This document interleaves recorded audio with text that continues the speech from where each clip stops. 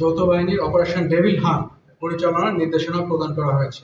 Operation devil হান্টে মোংলায় 4 জনকে আটক করেছে যৌথ বাহিনী। রাতভর অভিযান চালিয়ে তাদের আটক করা হয়। সকালে কোস্ট গার্ড পশ্চিম জোন অপারেশন কর্মকর্তা লেফটেন্যান্ট কমান্ডার অনিক মাহমুদ এ তথ্য জানান। অভিযানে ওই এলাকা হতে সর্বমোট 4 জনকে আটক করা হয়। আটককৃতরা হলেন সাবেক ইউপি সদস্য ও আওয়ামী লীগ নেতা মোহাম্মদ জাহাঙ্গীর হোসেন, আওয়ামী লীগ নেতা মোহাম্মদ ডালিম, মোংলা পোর্ট পৌরসভার সাবেক প্যানেল মেয়র ও মোংলা উপজেলা আওয়ামী লীগের যুগ্ম সাধারণ সম্পাদক খান শফিকুর রহমান ও আওয়ামী লীগ নেতা বিধান চন্দ্র রায়। এ সময় তাদের কাছ থেকে একটি 2 নলা বিদেশি বন্দুক ও 15 রাউন্ড তাজা কার্তুজ উদ্ধার করা হয়। অস্ত্রসহ আটককৃত ব্যক্তিদের পরবর্তী আইনানুগ ব্যবস্থা গ্রহণের জন্য মোংলা থানায় হস্তান্তর করা হয় বলে জানানো হয়। ব্যবস্থা গ্রহণের জন্য মোংলা থানায় হস্তান্তরের কার্যক্রম প্রক্রিয়াধীন রয়েছে। আমেনা ইসলাম, আজকের সংবাদ।